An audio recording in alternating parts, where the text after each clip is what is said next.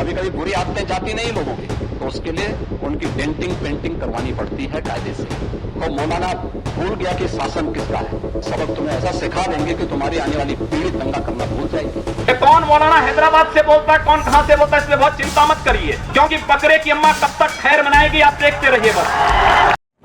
5 जून 1972 जब उत्तराखंड के पंचूर गांव में एक गढ़वाली राजपूत परिवार में जन्म होता है एक बालक का। नाम है उनका अजय सिंह बिष्ट। उनके दिवंगत पिता आनंद सिंह बिष्ट एक वन रेंजर थे और अजय अपने परिवार में 4 भाइयों और 3 बहनों में दूसरे नंबर के थे। लेकिन उनके पैदा होने पर उनकी मां सावित्री देवी ने कभी ये नहीं सोचा होगा कि उनका बेटा एक दिन भारत की राजनीति में आग लगा देगा और न सिर्फ भारतीय राजनीति और हिंदू हृदय सम्राट का वो चेहरा बनेगा जिसे दुनिया सलाम करेगी। लेकिन सवाल आता है कि आखिर कैसे एक छोटे से गांव का लड़का भगवा वस्त्र पहनकर खुद देश के सबसे बड़े राज्य की गद्दी पर मंचासीन हो जाता है। आखिर कैसे उत्तर प्रदेश, जहां हर बात बंदूक की नोक पर होती थी, वहां एक ऐसा वातावरण बना देता है कि परिंदा भी चिल्लाने के पहले परमिशन मांगे। किसी के माई के लाल पे हिम्मत है, उत्तर प्रदेश में उपद्रव करके दिखा दे। ये कहानी है उस शख्स की जिसे लोग हिंदू हृदय सम्राट श्री योगी आदित्यनाथ जी के नाम से जानते हैं। वही जो खुलेआम मंच से कहते हैं, बकरे की अम्मा कब तक खैर मनाएगी, आप बस देखते जाइए।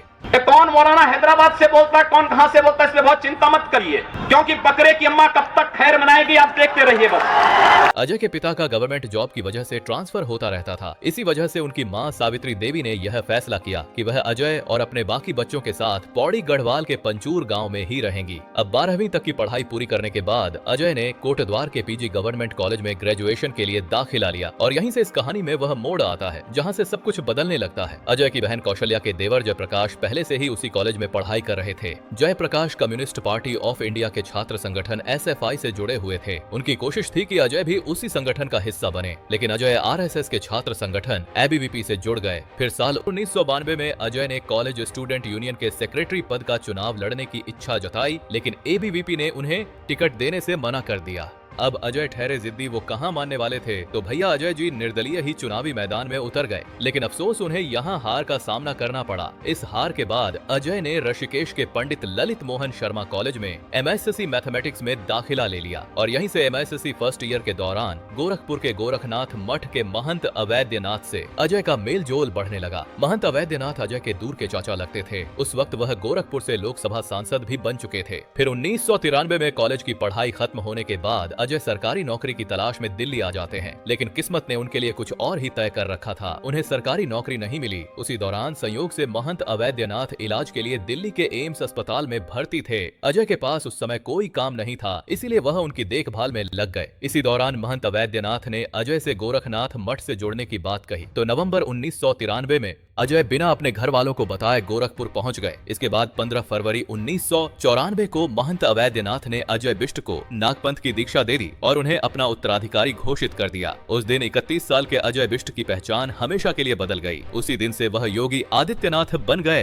अब कुछ महीनों के बाद जब यह खबर अखबार में छपी, जिसे उनके पिता ने पढ़ा कि उनके बेटे ने संन्यास ले लिया है, तो वह गहरे सदमे में चले गए। जबकि उन्हें तो यही बताया गया था कि अजय सरकारी नौकरी की तैयारी के लिए गोरखपुर गया है। इसलिए योगी के माता पिता बिना देर किए सीधे मठ पहुंच गए। जब उन्होंने अपने बेटे को भगवा वस्त्रों में देखा तो वह दंग रह गए। उन्होंने इसका विरोध भी किया, अपने बेटे अजय को समझाने की कोशिश भी की, लेकिन अंत में उन्हें यह सच स्वीकार करना पड़ा। कुछ समय बाद योगी आदित्यनाथ अपने पैतृक गांव पंचूर वापस लौटे। संन्यास की परंपरा के अनुसार उन्होंने अपनी मां से भिक्षा मांगी। इसी रस्म के साथ उनका अपने परिवार से सांसारिक रिश्ता खत्म हो गया। अब परिवार के लोग भी उन्हें अजय नहीं महाराज जी कहकर बुलाने लगे थे। लेकिन अब असली कहानी यहीं से शुरू होती है, क्योंकि आगे बढ़ने से पहले से ये जानना जरूरी है कि अब गोरखनाथ मठ सिर्फ एक धार्मिक स्थान नहीं रहा, यह पूर्वांचल की राजनीति का सबसे बड़ा शक्ति केंद्र बन चुका था। 1969 में महंत अवैधनाथ गोरखपुर मठ के मुख्य महंत बने। अवैधनाथ का जन्म भी उत्तराखंड के पौड़ी गढ़वाल में हुआ था, वही जिला जो योगी आदित्यनाथ का भी गृह जिला था। 1970 में गोरखपुर में उपचुनाव हुए। अवैधनाथ निर्दलीय उम्मीदवार के रूप में खड़े हुए और आसानी से चुनाव जीत गए।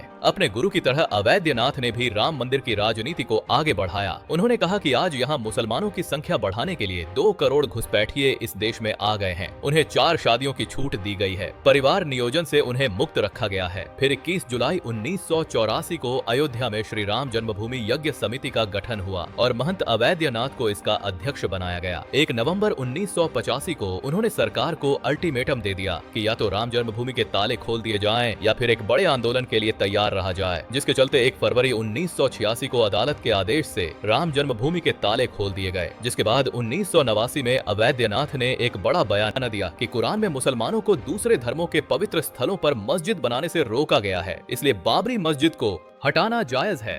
यह भाषण राम जन्मभूमि आंदोलन का एक बड़ा टर्निंग पॉइंट बन गया। 1989 और 1991 में अवैधनाथ लोकसभा सांसद बने और फिर 6 दिसंबर 1992 में मुख्यमंत्री कल्याण सिंह के नेतृत्व में बाबरी मस्जिद को ढा दिया गया। उस समय महंत अवैधनाथ भी वहां मौजूद थे, जिसके बाद मुख्यमंत्री कल्याण सिंह ने अपने सीएम पद से इस्तीफा दिया और कहा, जो कार्यवाही करनी है मुझ पर करिए, लेकिन मेरे राम सेवकों पर गोली ना चलवाए। सारी जिम्मेदारी मैं अपने ऊपर लेता हूँ, सीधा करता हूँ। किसी कोर्ट में केस चल रहा है तो मेरे खिलाफ चलाओ। 6 दिसंबर को लगभग 1 बजे जब केंद्र सरकार के गृह मंत्री श्री एसी चौहान साहब का मेरे पास फोन गया और कहा कि हमारे पास ये सूचना है कि कार सेवक गुम्बद पर चढ़ गए। मैंने कहा कि कार सेवक गुम्बद पर चढ़ गए हैं और कार सेवकों ने गुम्बद को तोड़ना भी शुरू कर दिया। लेकिन चौहान साहब, इस बात को रिकॉर्ड कर लेना कि मैं गोली नहीं चलाऊंगा, गोली नहीं चलाऊंगा, गोली नहीं चलाऊंगा।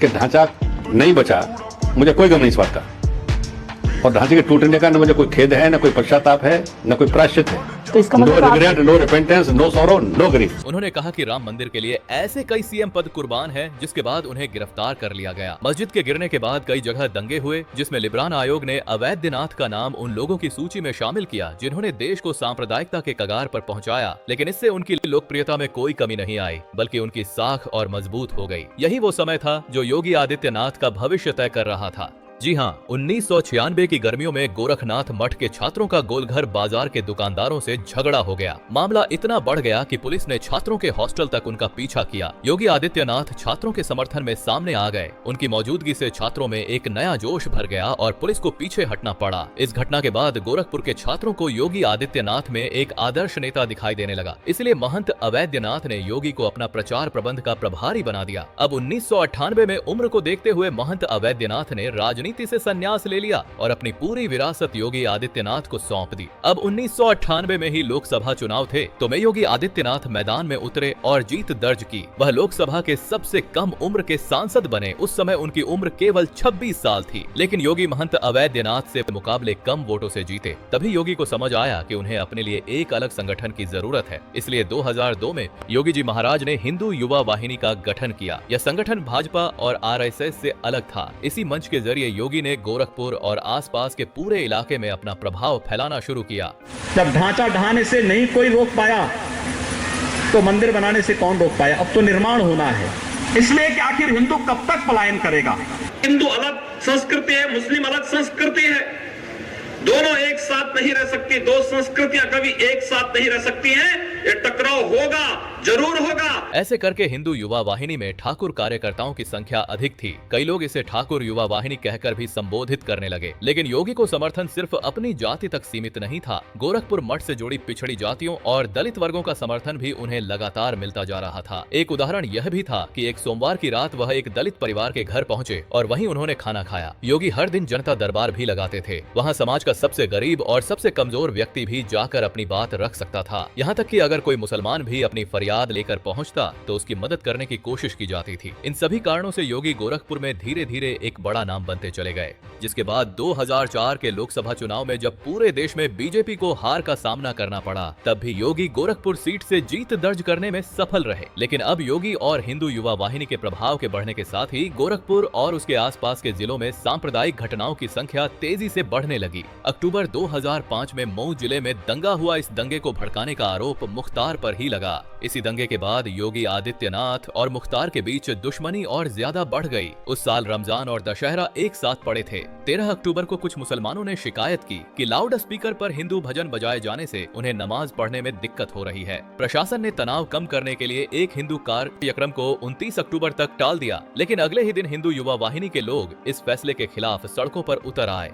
मुसलमानों से झड़प हुई और गोलियां चली। इस हिंसा में 8 लोगों की मौत हो गई और 37 लोग घायल हो गए। ये दुर्भाग्य है हमारा कि अपने ही देश में भजन नहीं गा सकते। खैर, जिसके बाद जांच में सामने आया कि यह हिंसा हिंदू युवा वाहिनी और योगी आदित्यनाथ द्वारा भड़काई गई थी। लेकिन जनवरी 2007 में गोरखपुर में मुहर्रम के जुलूस के दौरान सांप्रदायिक झड़प हो गई। धीरे धीरे माहौल और ज्यादा तनावपूर्ण होता गया। 27 जनवरी 2007 को योगी आदित्यनाथ ने गोरखपुर रेलवे स्टेशन के पास एक भड़काऊ भाषण दिया। अगर एक हिंदू का खून बहेगा तो एक हिंदू के खून के बदले आने वाले समय में हम प्रशासन से एफआईआर दर्ज नहीं करवाएंगे, बल्कि कम से कम 10 ऐसे लोगों की हत्या अवश्य करवाएंगे जो लोग अब बर्दाश्त की सीमाएं समाप्त हो चुकी हैं। यह भाषण इतना उत्तेजक था, इसके बाद गोरखपुर और आसपास के इलाकों में दंगे भड़क उठे और 2 लोगों की मौत हो गई। सैकड़ों मकानों और दुकानों को आग के हवाले कर दिया गया। करोड़ों रुपए की संपत्ति जलकर राख हो गई। अगले दिन डीएम के कड़े आदेशों के बावजूद योगी ने सबसे संवेदनशील इलाके की ओर मार्च करने की कोशिश की। पुलिस ने उन्हें गिरफ्तार कर लिया। जब पुलिस की गाड़ी योगी को लेकर चली तो लोग सड़क पर लेट गए। मात्र 2 किलोमीटर की दूरी तय करने में पुलिस को 8 घंटे लग गए। फिर समाजवादी पार्टी की सरकार ने योगी की सुरक्षा वापस ले ली और जगमोहन यादव को गोरखपुर का डीआईजी बनाकर भेजा गया। उन्होंने आते ही हिंदू युवा वाहिनी के कार्यकर्ताओं को गिरफ्तार करना शुरू किया और उनके खिलाफ मुकदमे दर्ज कराए, जिससे संगठन टूटने लगा और योगी कुल 11 दिन तक जेल में रहे। लेकिन फिर उन्हें जमानत मिल गई। अब बाहर आते ही 12 मार्च 2007 को योगी आदित्यनाथ अपनी गिरफ्तारी और सुरक्षा वापस लिए जाने के मुद्दे को उठाने के लिए लोकसभा में खड़े हुए। जब वह लोकसभा में बोले तो उनकी आवाज कांपने लगी और वह रोने लगे। योगी ने लोकसभा स्पीकर से कहा कि उनकी सुरक्षा वापस ले ली गई है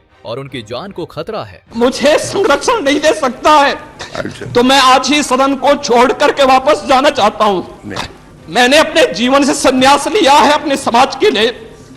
मैंने अपने परिवार को छोड़ा है, मैंने अपने माँ बाप को छोड़ा है, लेकिन आज मुझे अपराधी बनाया जा रहा है महोदय, केवल राजनीतिक पूर्वाग्रह के तहत। यह दृश्य पूरे देश ने देखा और हिंदू समर्थकों के बीच योगी की छवि एक उत्पीड़ित योद्धा की बन गई। कई लोगों को लगने लगा कि योगी हिंदुओं के हितों के लिए लड़ रहे हैं और सपा सरकार उन्हें दबा रही है। इससे क्या हुआ कि योगी को आम हिंदुओं के बीच जातियों से ऊपर उठकर समर्थन मिलने लगा। अब इस समय तक आरएसएस को योगी की हिंदू युवा वाहिनी पसंद नहीं थी, क्योंकि आरएसएस स्वयं को ही हिंदुओं का प्रतिनिधि संगठन मानती थी। यही कारण रहा कि योगी और भाजपा के रिश्ते हमेशा उतार चढ़ाव से भरे रहे। लेकिन 2007 के विधानसभा चुनाव में योगी ने पूर्वांचल में अपने उम्मीदवारों के लिए 35 सीटों की मांग की, लेकिन बीजेपी ने इससे इनकार कर दिया। इससे योगी ने बगावत कर दी और अखिल भारतीय हिंदू सभा के टिकट पर हिंदू युवा वाहिनी के उम्मीदवार खड़े कर दिए। लेकिन 2009 के लोकसभा चुनाव में योगी ने बीजेपी के टिकट पर चुनाव लड़ा और उधर समाजवादी पार्टी ने उनके खिलाफ भोजपुरी सुपरस्टार मनोज तिवारी को उतार दिया। लेकिन फिर भी योगी की जीत हुई। इसी समय राष्ट्रीय स्तर पर आडवाणी की जगह नरेंद्र मोदी जी का उदय हो रहा था और पूरे देश में बीजेपी का माहौल बनने लगा था। ऐसे समय में बीजेपी योगी की कट्टर हिंदुत्व छवि का राजनीतिक लाभ उठाना चाहती थी, जो कि भाजपा ने उठाया भी, क्योंकि 2014 के लोकसभा चुनाव में योगी जी ने 3 लाख से अधिक वोटों से जीत दर्ज की और 2014 में बीजेपी भी केंद्र में वापसी कर चुकी थी। लेकिन सितंबर 2014 में योगी जी के गुरु महंत अवैधनाथ का निधन हो गया। इसके बाद योगी आदित्यनाथ गोरखनाथ मठ के मुख्य महंत बन गए। इस दौरान योगी के हिंदू मुसलमान को लेकर दिए जाने वाले बयानों की संख्या कम नहीं हुई, बल्कि लगातार बढ़ती चली गई। फरवरी 2015 में विश्व हिंदू परिषद के सम्मेलन में योगी ने कहा कि अगर उन्हें मौका मिला तो वह हर मस्जिद में गौरी गणेश की प्रतिमा लगवा देंगे।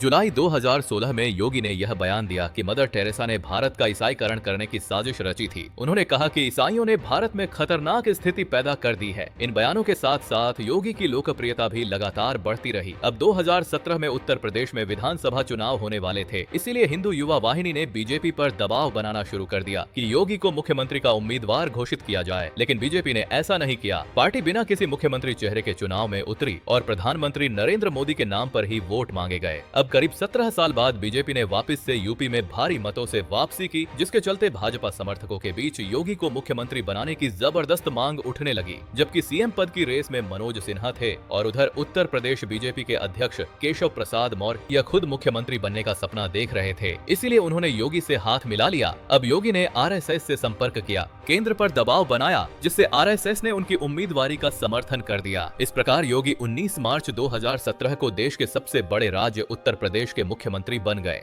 मैं आदित्यनाथ योगी ईश्वर की शपथ लेता हूं कि मैं विधि द्वारा स्थापित भारत के संविधान के प्रति सच्ची श्रद्धा और निष्ठा रखूंगा। मुख्यमंत्री बनने के बाद भी योगी के भाषणों में वही हिंदुत्व की आग रही मुगल, मुसलमान, लव जिहाद, बार बार हिंदू और मुसलमान वाले बयान सामने आते रहे। अब उत्पातियों और उपद्रवियों को पता लगेगा कि 7 पीढ़ियां याद आएंगी उनको। कभी कभी बुरी आदतें जाती नहीं लोगों की, तो उसके लिए उनकी डेंटिंग पेंटिंग करवानी पड़ती है कायदे से। तो मौलाना भूल गया कि शासन किसका है। यह कहानी सिर्फ एक व्यक्ति की नहीं है, एक विचारधारा की कहानी है जिसकी उपज गोरखनाथ मठ से हुई। आज योगी का कद इतना बड़ा है कि उनका समर्थक हो या विरोधी, वो उन्हें नजरअंदाज नहीं कर सकता, क्योंकि योगी वही है जिन्होंने यूपी को जीरो से हीरो बना दिया है। जगह जगह सड़कों, हॉस्पिटल, योजनाएं। लेकिन एक बात है, योगी भले ही हिंदूवादी रहे हों, उन्होंने किसी जाति धर्म के लोगों से भेदभाव नहीं किया। उनकी नजर में हर अपराधी अपराधी ही रहा है, चाहे वो हिंदू या मुसलमान। उत्तर प्रदेश में मुसलमान सबसे ज्यादा सुरक्षित है, सबसे ज्यादा सुरक्षित है। अगर हिंदू सुरक्षित है तो वह भी सुरक्षित है। कोई निर्दोष मुस्लिम आके बता दे कि मैं निर्दोष था, मेरे साथ अन्याय हुआ है, कोई नहीं बोल सकता। तो ये थी श्री योगी आदित्यनाथ महाराज की कहानी। आपको कैसी लगी नीचे कमेंट में बताएं। साथ ही वीडियो को लाइक कर शेयर करें। साथ ही ऐसी ही रोचक जानकारियों के लिए सब्सक्राइब करें हमारे चैनल मिस्ट्री ऑफ आर्यावर्त को। तो मिलते हैं अगली वीडियो में। जय हिंद, जय सिया राम।